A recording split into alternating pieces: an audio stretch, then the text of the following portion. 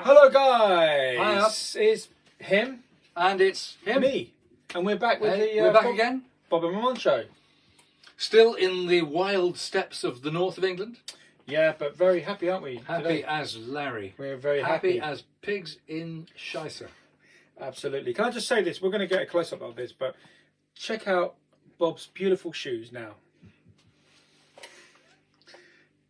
Look at that. Leopard skin Converses. Yeah. Why not? And I mean, you know, Rod Stewart. I'm channeling that side of my personality, dear. Yeah.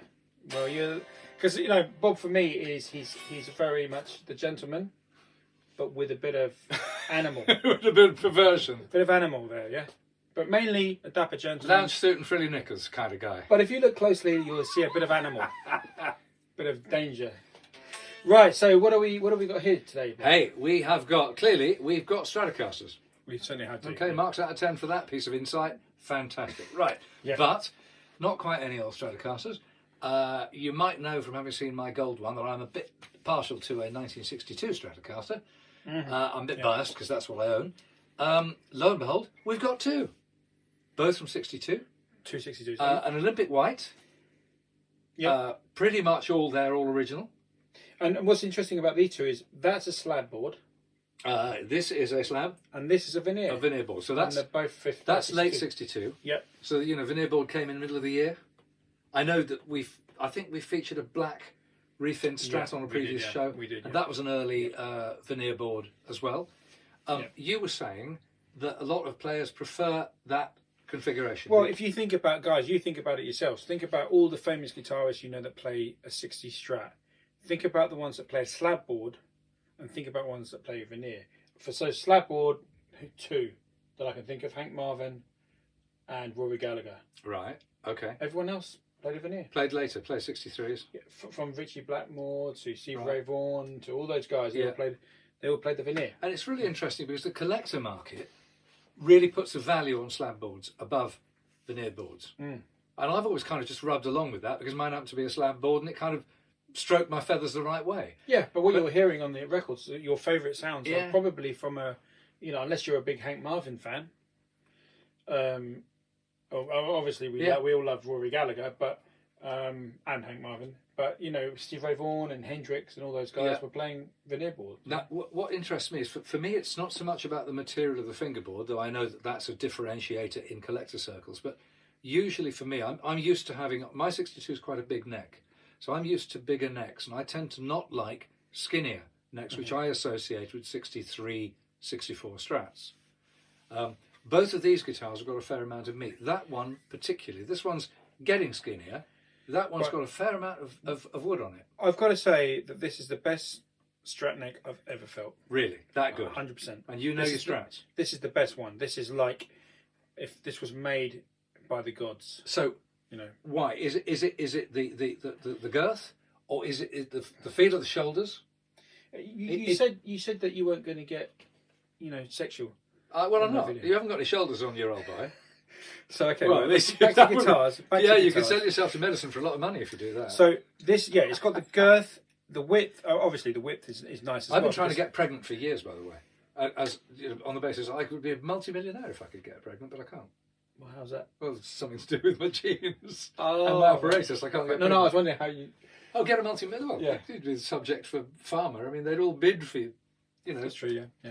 yeah, you'd be millions. Yeah. Anyway, yet another of my career options that's gone to pot. Yeah, Back Bob to the does have guitars. some strange thoughts. I have some very strange thoughts. So anyway, Back to I guitars. digress. Yeah, so basically, That's nice, and that's quite a big neck. yeah, I'm explaining to the audience why this is the best neck I've ever felt, because you've got this beautiful. It's not so you can get your thumb around it. Yeah, it's not like wide. It's Not not huge, Like, no. It's not like 42mm nut is different from the imperial measurement, which is a slightly less than 42 What was millimeters. that, 11/16 would it be? Yeah, it's going to be 111. a slightly fraction.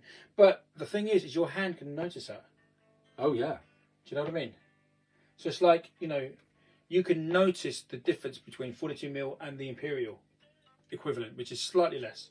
So you've got that going for it. You've got this nice depth so that it Just quite big. Yeah. cups your palm. And round. Yes, and it so when you're doing the bends, it's easy to bend because you've got that support in your palm, and also, so everything is in the way it tapers up. That is the best neck I've ever felt. Right. 100%. Fantastic. So if I was a Fender custom shop, I would have this guitar, and I would be doing a scan. Yeah, and doing your scan. CNC scan. Yeah. This would be the neck. This would be like the neck. Of course, the other thing though about all these old guitars, all these worn guitars, is somebody else has worn them in for you, and so they immediately feel welcoming and smooth. There's no kind of slight sharpness or jaggedness on the frets. And another point about this may interest. When other companies do a replica of a veneer, even Fender themselves, they do a modern version of a veneer. Yeah. One thing they get wrong is can you see how thin that veneer is? Yeah. And Fender Custom Shop normally make it too thick. Okay. You see what I mean? It's very thin. And you can see how thin it is because here you're almost wearing your way down to the maple. Right. See that? So that's how thin the 60s veneers were, Right, okay. which must really make an impact onto the guitar tone. Okay. Yeah, I'm sure it does. So there you go. I'm sure it does. Because also, the other thing is people talk a lot about the difference in tone between a maple board and a rosewood board. Yeah. And certainly the maple boards do feel springier and brighter. Yeah, and obviously this is a veneer, but like I said, whenever I see the Fender Custom Shop, they always look too thick Yeah, okay. compared to a 60s one. Okay. So, And apart from that, everything else here is intact. I think the owner told us that this pickup had to be mended because the wire had gone open circuit, but he got lucky. He actually managed to find the end. so, right, can I just say, sorry to interrupt. When you replica scratch plates, for some reason on the 60s one, they've always got a crack there. Yeah. I don't know if you can see that. That's because it's the thinnest place, and as the plastic changes shape and pulls against the tension of the screws and the shape of the pickups, it pulls itself apart. Yeah. But this one, is this a, would you say this is a, so this is a new, No, that's the original. Yeah. So what's interesting about this one, this hasn't got And mine has. yours hasn't got it. No. On mine, the other thing you find on these is that if you undo the pick guard, take it off, I don't know, you want to clean it or do something with the pickups, it'll be very hard to put the guitar back together, because what's happened over time is that this 3-ply guard sits on top of a metal plate and then screws into the body. The 3-ply guard has been shrinking since 1962 or 63. It's been pulling in like that. So what happens is all the screws gradually, from where you're looking at, instead of the screws going vertically in, they're now angled. They're pulled. That's one thing that happens. Sometimes the screws are stronger than the guard, in which case the guard actually pulls itself apart and you get a crack. Yeah. Right? Sometimes pulls the screws right out so they're at precarious angles. In these cases, this hasn't happened, but if you took these apart, you would find everything angles in towards the centre of the pick guard because it shrinks. Yeah. Now that one's yellowed and greened a lot more than this one. This is in fantastic condition for a green guard. The green guard on this one is sitting on an earlier 62, so it's a slab board. It's been refretted. When it was refretted, the board has been taken down, very slightly skinned. You can tell that because the slab board that's left isn't particularly thick. In fact, these days, with time getting on, you're lucky to find a slab board that's got much meat left on it, because they've all been shot. Yeah. When they've been refretted. I mean, that's what happened to lots of. And again, we could get into a side debate about, these are working tools for guitarists, or are they things to be left alone and collected? Separate discussion. But, again, the big money in collectors is all on originality, and they want to see lots of depth on the fingerboard left. Yeah. Yeah. Anyway, so this is a refinished guitar. So the body started out as a similar colour, but had dulled over age. It was blue, but it obviously had enough going against it some time ago for it to be refinished. So it's refinished sonic, and a nice job. The back of the neck has been lacquered again. And the other thing is, when I first saw the guitar, I thought, God, if it's original, it's in amazing condition. But also, very rare to see a Strat with a matching coloured headstock. This being a refin explains it. The only one I've seen is Tim Rennick's 62 Sherwood Green Stratocaster. Tim Rennick, astonishing guitarist, started out with Quiver, Southern Brothers and Quiver. Did work as a sideman for all kinds of people, played in the Pink Floyd as the second guitarist, which is a pretty serious gig. Yeah. Incredible guitar player. And Raikuda's had a sonic blue. Did he? With a It was with a big head. Yeah. And, a 6970 head. And also with the binding. Yeah, binding. Raikuda's had binding here. Yeah. And that was sonic blue. Yeah. I've seen him play that. Seen him play one of the best solos I've ever seen played live on that. Yes. Yeah. That's quite. So anyway, matching headstocks on Jaguars and Jazzmasters and bass sixes, as we've seen in the previous video, kind of par for the course. On Stratocasters, very rare. In this case, refin, therefore, a bit ersatz, but still, doesn't it look nice? It looks really damn nice. The first time I saw that with a matching headstock with, I think it was Robert Cray. Oh. Robert Cray had he had a blue one, a darker blue one, I think, a Lake Placid blue or something. And his one had a... Or even a midnight blue like Bonnie Raitt's one. Yeah, and I remember his one on an album cover. I think it was Strong Persuader. I can't remember what album it was, but I'm pretty sure he had the blue, the matching. But I don't know if it was original. Because, of course, he's a Strat guy, but I mean, he's also the lucky guy. He's got a 62 original in Inca Silver. That's the famous Cray guitar, the original one. He's still got it, still plays it. Wow. And so, mine's Shoreline Gold, and that's pretty rare. Yep. Inca Silver is the rarest colour. Really? And so for the collector wankers, that's the big money. Yeah. Right. Big money. Anyway, Stratocasters, here we go. They both sound great. They're not at all weak. Give us a taste of your one. I mean, they're... let's get a little bit of volume.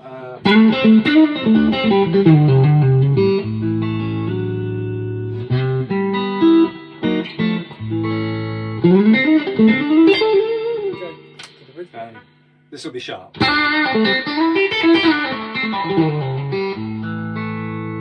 the middle.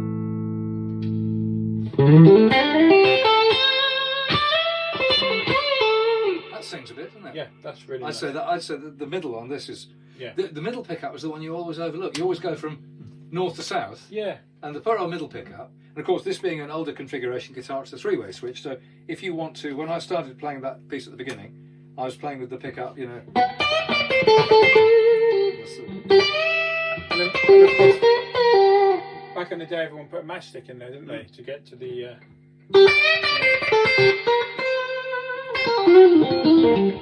Yeah, I think my Knopfler put a matchstick in and just kept it in that position forever. Was his a slab board? Good question. Yeah, I think it was. Because it was 62 Fiesta, wasn't it? So I think it likelihood would have been slab. Yeah. So another thing, Bob, we talked about the pickups, and what about the weight? Weight, because this is quite often. Now, this is a really interesting thing. Do you think this is heavier? I think these are getting towards £8. This is for this. So I'd say this was shy of £8, but maybe 7, 9, something like that. This one might. Oh, but they're around. They're getting towards £8. Yeah? I'd say they're both about 8. Now, for me, this is the average weight of a Strat. That's the opinion from your I speak your weight machines in this room. Yep. Yeah. So I'd say these are the average weight, because a lot of people are talking about like £6 and £7 Strats, and that's not what these 60 Strats ever were. No. They No. were more getting towards £8. You can meet some know. light ones at 7.5. Yeah, A 7.5 is a pretty light guitar. You know, Yeah, like, I mean, like this people talk could about work- an this- £8.5 Les Yeah. Paul as being pretty light. yeah. This is probably 7.5. This is slightly more. Yeah, Yeah. but that's it. They didn't have 6.5. I mean, some you know. some tellies you do get surprised. They can be Yeah. very light, but then they're carrying less kit. Yeah. And these are older, aren't they? and Of course, different wood. these And are older. these are going to be older, yes. So Yes. you're really looking towards, between 7.5 and £8. I think is what your ideal weight should be. But yeah, so great guitars. So you're nicking that one then? Are you walking out with that under your overcoat tonight? Well, no, I think that Fender Custom Shop should be making necks like this, and not to disrespect Fender, but I haven't felt any Custom Shop guitars with this neck on it. And this is the neck to die for me. Well, we're going to come on to Modern Custom Shop and reissue things about Gibsons in a subsequent video shortly, when we're really going to have some serious candy for you. But in the meantime, I agree with you. But this is quite nice to play these two, very similarly aged but slightly different Strats next to each Yeah. other. What we should probably do is a quick tone test. I'll just play a couple of notes, but Yeah. like literally the only difference being the slab against the thing board. I mean, just like a board.